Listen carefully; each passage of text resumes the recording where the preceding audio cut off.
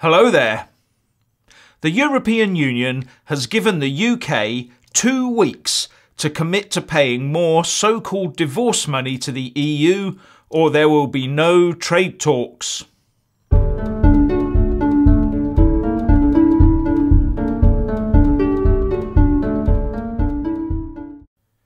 At every turn, it always comes back to the EU's desperate need for UK cash.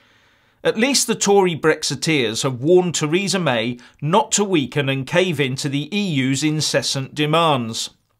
Michel Barnier has signalled that a commitment by the UK to cough up more readies would allow him to recommend that sufficient progress had been made for the talks to be able to progress onto trade. But as Conservative MP John Whittingdale said, the UK has made concessions with Theresa May's speech in Florence, but the EU has not altered its stance one bit. It still insists on a huge sum of money from the UK, as well as continuing interference in our affairs from the ECJ after Brexit. Another Tory MP, Jacob Rees-Mogg, who some are tipping as a potential next party leader, said that although in his opinion it is not yet time to walk away from the talks, it was now time we stopped allowing ourselves to be walked over, especially as the EU needs what money it can get from the UK to keep itself solvent.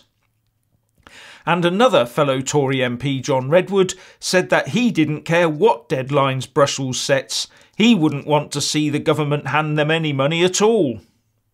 According to The Independent, Theresa May will not be allowing herself to be tied down by any Barnier deadlines, so she will instead be going direct to member state leaders to show what had already been achieved, as well as the benefits to them of moving on with the talks.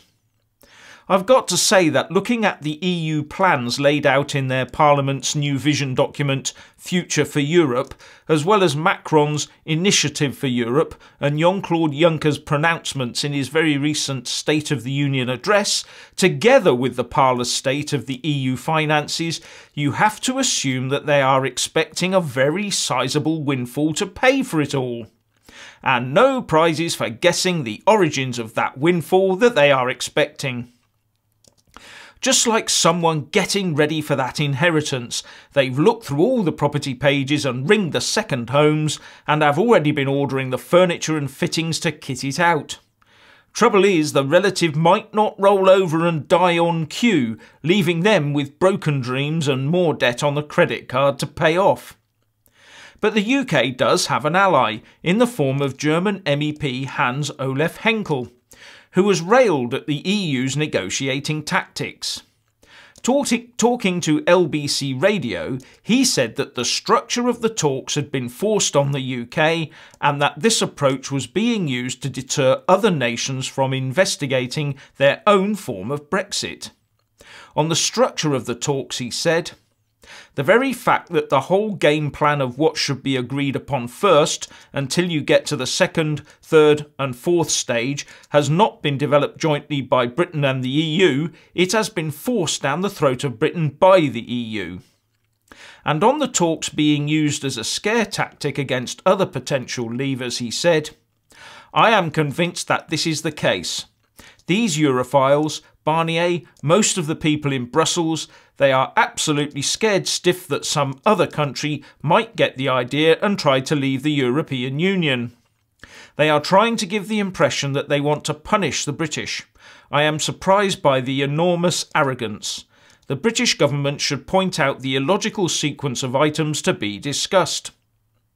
This is probably the impression that most right-minded people looking on have got.